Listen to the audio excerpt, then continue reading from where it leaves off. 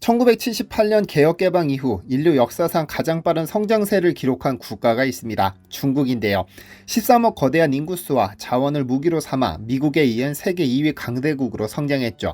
그런데 중국이 경제력만 키운 것은 아닙니다. 굴기를 내세워 모든 산업을 야금야금 장악하더니 군사력 분야에서도 큰 두각을 드러냈고, 물론 미국과 전쟁을 해봐야 알겠지만 미국을 위협하는 수준까지 올라섰습니다.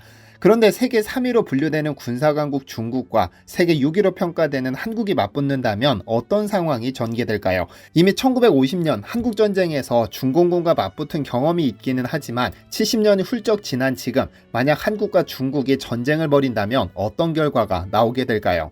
안녕하세요, 디스멘터리입니다. 1950년 6월 25일 새벽 기습적으로 남한을 침략한 김일성은 유엔군의 참전으로 어려움에 처하자 스탈린에게는 소련 공군을, 마오쩌둥에게는 중공군 파병을 요청했습니다. 아마 많은 분들이 일사후퇴를 들어보신 적이 있으실 겁니다. 전쟁 초기 낙동강까지 파죽지세로 밀고 내려온 북한군은 9월 15일 메가더 장군의 인천 상륙작전으로 2주 만에 서울을, 10월 19일에는 평양을, 11월 26일에는 북한 대부분 지역을 내줬습니다. 그러나 북한을 완전히 점령할 것 같았던 유엔 연합군이 점령 깃발을 꽂으려던 찰나 실패를 마주하게 되죠. 왜냐면 평양이 점령당한 직후 마오쩌둥이 중공군 20만 명을 압록강 건너 북한으로 투입했기 때문입니다. 그리고 1953년 휴전협정이 체결되기 전까지 무려 240만 명을 투입시켰으니 인해 전술로 밀고 내려오는 중공군을 당해낼 여력이 없었습니다. 결국 12월 15일 흥남부두에서 미국 제1해병사단을 시작으로 미 10군단 모든 병력과 피난민 10만 명을 남쪽으로 철수시켰고, 1월 4일 서울까지 점령당하자 또다시 남쪽으로 철수를 거듭했습니다. 그렇게 3년이 넘는 시간 동안 치열하게 싸우다 겨우 휴전협정을 체결해 현재까지 이어진 겁니다. 보통 한국전쟁은 김일성이 일으킨 것으로 생각하지만 김일성이 주인공이었던 시기는 발바로 3개월에 지나지 않습니다. 중공군 투입 직후부터 김일성과 북한군은 조연으로 밀려나고 중공군이 주연자리를 꿰차 한국전쟁을 이끌었습니다. 그러니까 한국전쟁은 2년 9개월간 한국군과 중공군이 맞붙은 전쟁이었던 것이죠. 한국전쟁이 잠시 멈춰선 후 한국과 중국은 나름의 방식으로 군사력을 키우며 전쟁을 대비했습니다. 물론 러시아 우크라이나 전쟁이 있기는 하지만 지금 우리가 사는 2023년 7월에 국가와 국가가 맞붙는 전면전이 발생할 가능성은 극히 희박합니다. 왜냐하면 전 세계 모든 국가의 경제력 수준이 올라갈수록 그 돈의 상당수는 국가 안보를 위해 투입되기 마련이라서 핵무기, 전투기, 항공모함, 이지스함, 전차, 잠수함, 로봇 등등 70여 년 전에는 상상도 할 수 없는 신무기들이 속속 등장하고 있으니까요. 그래서 전쟁의 발발 가능성은 1/1000도 되지 않을 텐데, 만에 하나라는 가정을 해본다면 한국과 중국은 여러 여건상 한 번 정도는 맞붙을지도 모르는 위험성은 있습니다. 직접적인 전면전은 어렵겠지만 북한이라는 매개체가 등장하면 이야기가 달라집니다. 발발 가능성이 급격하게 높아지죠. 사실 북한과 중국은 애증의 관계입니다. 북한은 미국이 자신들을 위협할 때마다 중국을 찾고는 했는데, 김일성은 마오쩌둥과 덩샤오핑을, 김정일은 장쩌민과 후진타오를, 김정은은 시진핑을 찾아 전략을 의논합니다. 물론 대외적으로는 원론적인 평가를 내놓지만 중국의 입장에 난처해져도 북한은 언제나 극진한 호의를 받았습니다. 가령 1960년대 중국 문화대혁명 당시 홍위병들은 소련과 중국의 양다리를 걸친 김일성을 수정주의자 또는 주자파라며 그를 체포하라는 대자보를 베이징 곳곳에 걸었습니다. 이 소식을 들은 김일성은 엄청나게 분노했는데 얼마나 화가 났던지 한국전쟁에 참전했다 전사한 중공군 묘지 비석들을 전부 때려 부쉈습니다. 마오와닝의 묘지도 예외는 아니었는데, 마오와닝은 바로 마오쩌둥의 장남입니다. 마오쩌둥의 지시를 받아 중공군으로 참전했다가 폭격에 사망했죠. 김일성은 마오의 뜻에 따라 그의 유고를 중국인민지원군 열사능원 맨 앞에 묻어줬죠. 묘비에는 중국인민의 영수 마오쩌둥 동지의 장남이라고 새김으로써 북중 혈맹의 상징으로 삼았습니다. 사실 자신의 장남 묘비를 부순다는 것은 마오쩌둥에 대한 정면 도전이었고, 마음만 먹으면 북한을 쓸어버릴 수도 있었을 겁니다. 하지만 그러지 않았습니다. 왜냐하면 북한은 중국의 입장에서 보자면 순망치 않의 관계니까요. 다시 말하면 북한은 한미일 동맹에서 중국을 지켜주는 1차 저지선인 겁니다.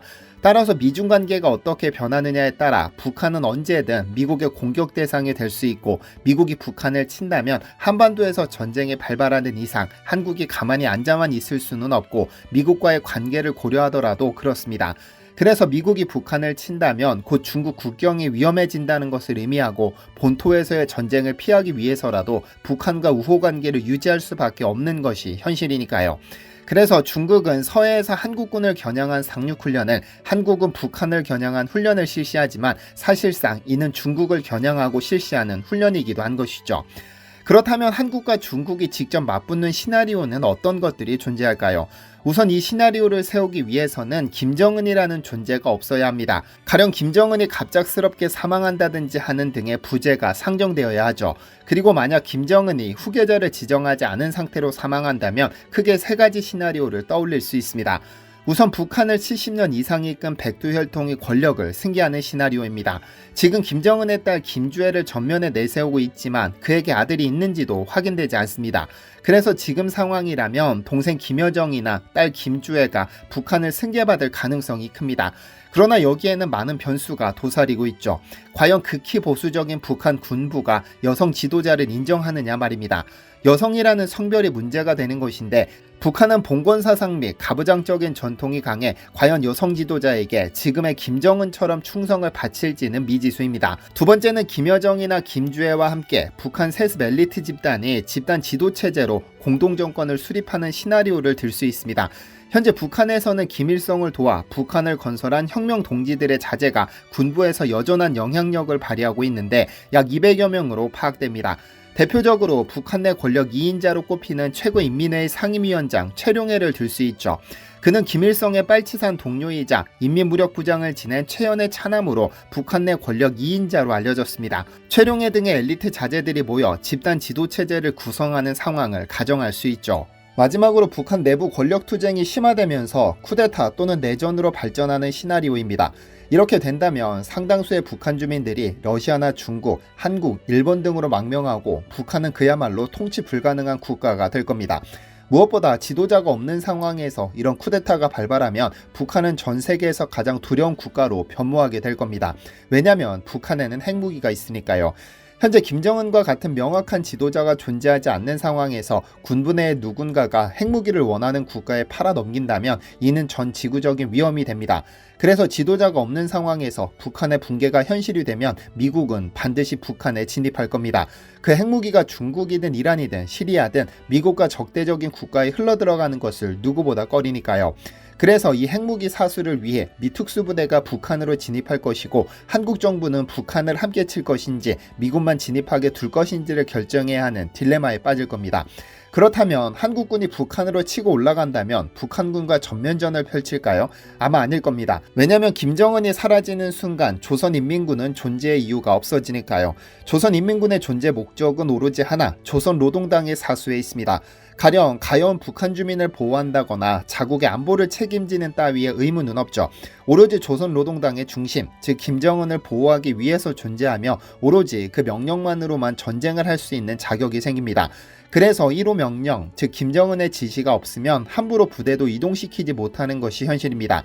만약 누군가 1호 명령을 발동했다면 지도자가 바뀌었다는 것을 의미하는 것이므로 1호 명령이 발동됐다는 것 자체가 반란 행위에 해당하기 때문에 사실상 누구도 지도자가 될 수 없는데요.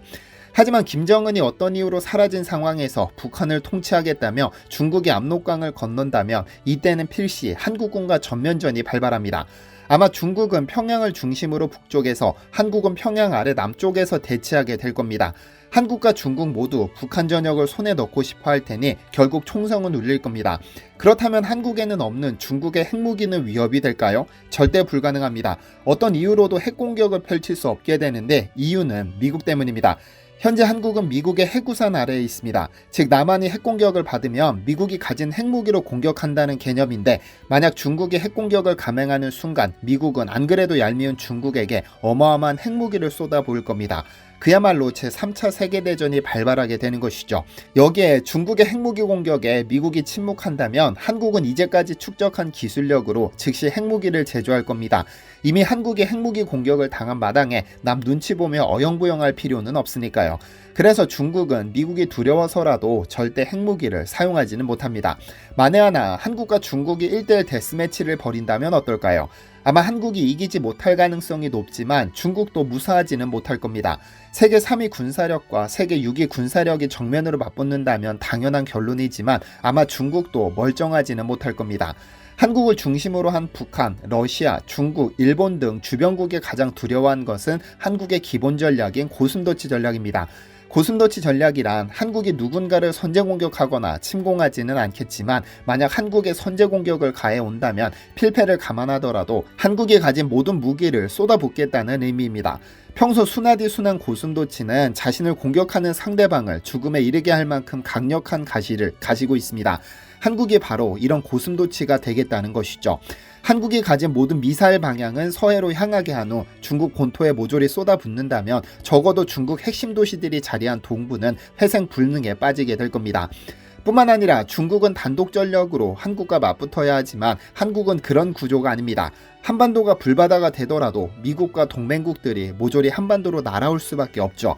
미국의 입장에서 지금껏 오냐오냐 다루던 북한이 무너진 이상 동아시아 패권을 중국에 넘길 수는 없기 때문에 자신의 모든 동맹국을 한반도로 불러들일 겁니다.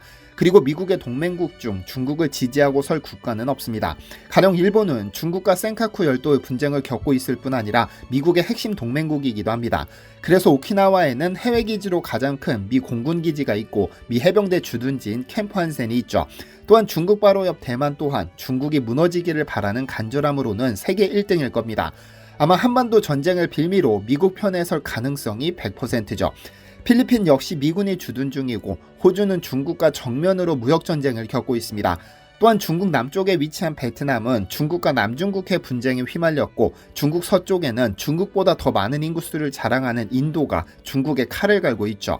여기에 파키스탄, 키르기스스탄 등이 미국과 직접 협력하게 될지는 알 수 없지만 이들 국가에 미 공군기지가 있어 언제든 중국 상공을 날아 한반도로 날아올 수 있습니다.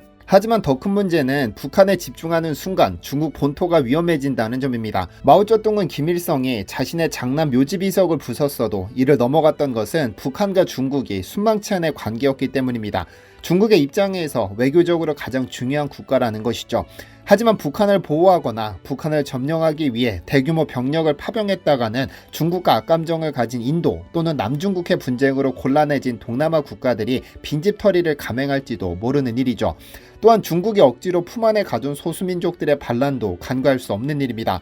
따라서 중국이 북한을 노리는 순간 거대한 중국은 걷잡을 수 없는 혼란에 빠져들 수밖에 없죠. 오늘 영상을 준비하며 중국의 위상과 위치에 대해서 다시 한번 생각해봤습니다. 중국은 가운데중을 써서 세상의 중심이 되고자 했지만 다시 생각해보면 세상 모든 분쟁의 중심에 있어서 중국이 아닐까 생각해봤습니다. 욕심을 조금만 덜고 주변국들과의 관계를 조금만 더 유하게 가져갔더라면 어땠을까? 과욕 때문에 대륙을 벗어나는 순간 가장 위험해지게 된 것은 아닐까 생각해봤습니다. 시청해주셔서 감사합니다. 디시멘터리에서는 여러분의 제보를 기다립니다. 제 채널에서 다뤘으면 좋겠는 뉴스 또는 널리 알려졌으면 하는 영상은 디시멘터리 네이버.com으로 보내주시면 소중히 제작하겠습니다. 시청해주셔서 감사합니다.